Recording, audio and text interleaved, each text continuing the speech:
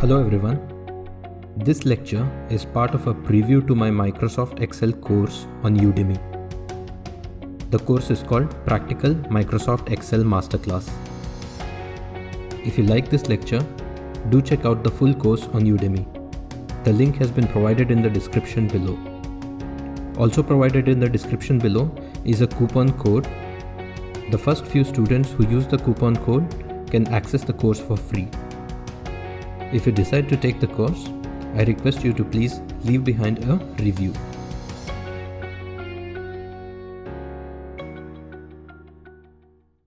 In this lecture, we will be looking at one of the scenarios where we can use conditional formatting. So we've been given a table containing the details of various sales of stationery items, and we are supposed to highlight all the sales of binders that exceed $1,000. It's a very simple problem statement. And this is what it means in terms of the data. On the left side, you have the original data, which basically contains the details of the different sales. And on the right side, we have the desired output, which is basically the same data, however, with specific rows highlighted. And the rows that have been highlighted, for example, sale ID number 13, sale ID number 24, and so on. These are instances where the sale of binder exceeded $1,000. Let us see how we can do this. For such instances, we can use conditional formatting. I will be showing you how to do this using conditional formatting using a custom formula. And whenever you are using a custom formula in conditional formatting, I always recommend that you write the formula out in the sheet once and see if it is working. And if it is, then copy it into the conditional formatting. So let's first write out a formula in a sheet. The essential idea of conditional formatting with a formula is that the formula is supposed to output either true or false, and the formatting will be applied wherever the condition is true.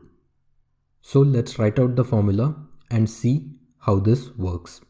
First, I will show you how to simply highlight the sales ID column, and then I will extend it to be able to highlight the entire row.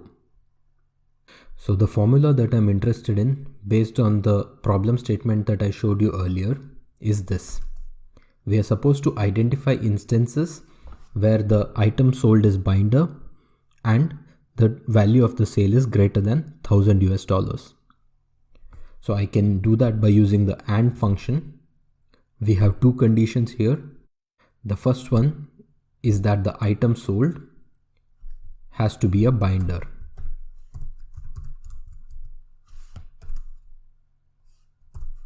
And the second condition is that the value of the sale has to be greater than $1,000. As you can see, for the first sale ID, it is false. Let me extend this formula down. There's a true here for sale ID number 13. There's a true here for sale ID number 24. And there are a couple of more trues down the line. So the formula is working exactly how we want it to. So I will select the cells where the conditional formatting will need to be applied. First, I will work only with the single column, let's say the sale ID column. And then I will show you how to highlight the entire row.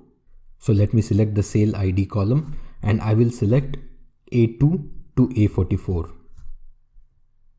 So once I've selected that, I can go to conditional formatting, new rule. A dialog box pops up. Under styles, I can choose classic and then choose use a formula to determine which cells to format. And here I enter the formula. Now it is important to know that the formula that I enter here is going to be applicable to the first cell of the selected range. In our case, the selected range is A2 to A44. So this formula here is applicable to cell A2, and the references will change accordingly as the cells change, just the way it would if the formula was simply in a sheet. So if there are absolute references, they will remain absolute references and fixed irrespective of where the formula is. And if there are relative references, they will change according to where the formula is. So since I have to enter a formula which is applicable to row number 2, I will deal with it accordingly.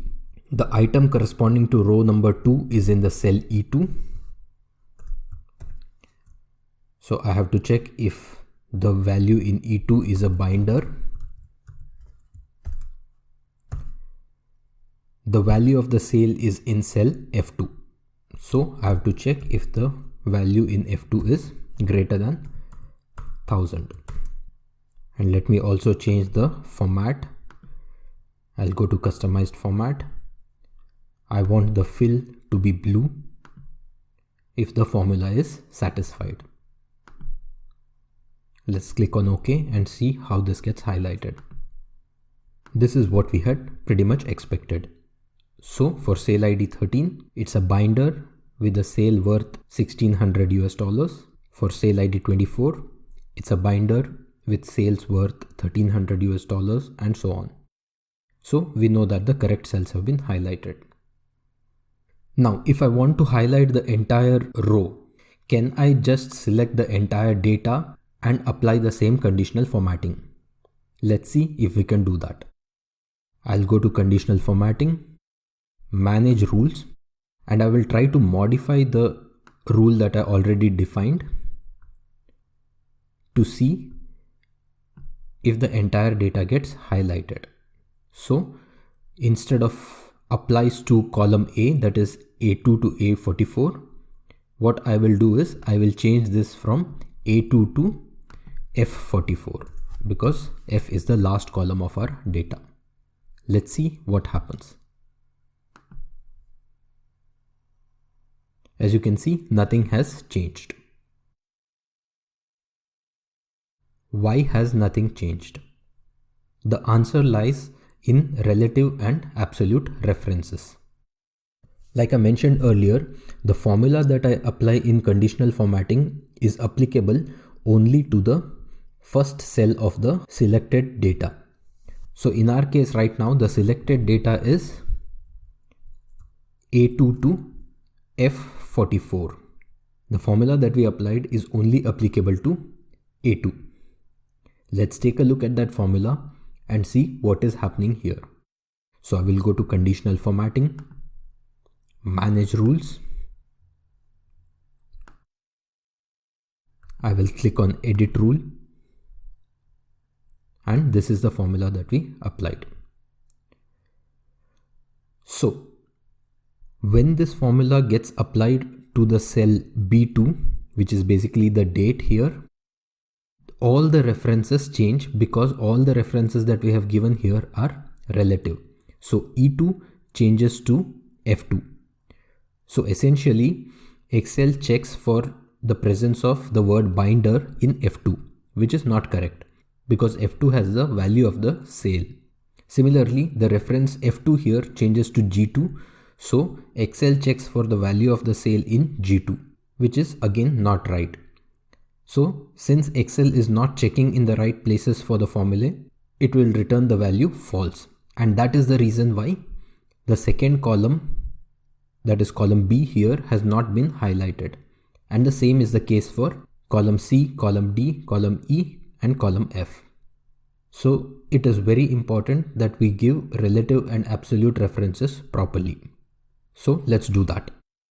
In this case, as we drag the formula to the right, we don't want the column to change. So I will provide the columns with an absolute reference. So $E, $F. And as I drag the formula down, I want the rows to change. So I will give the rows with a relative reference and leave it as it is without the $sign. So let's click on OK and see if this works to highlight the entire row.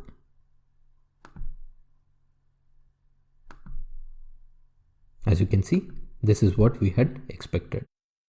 The entire row has been highlighted wherever sales for binder has exceeded $1,000 US. In my experience, there are two reasons why people make mistakes while applying conditional formatting. The first one is that the formula that they are using is not the right one that has to be applicable to the first cell of the selected range. And the second is that they have not given the correct relative and absolute cell references. So if you keep those two things in mind, you should face no problems in applying conditional formatting.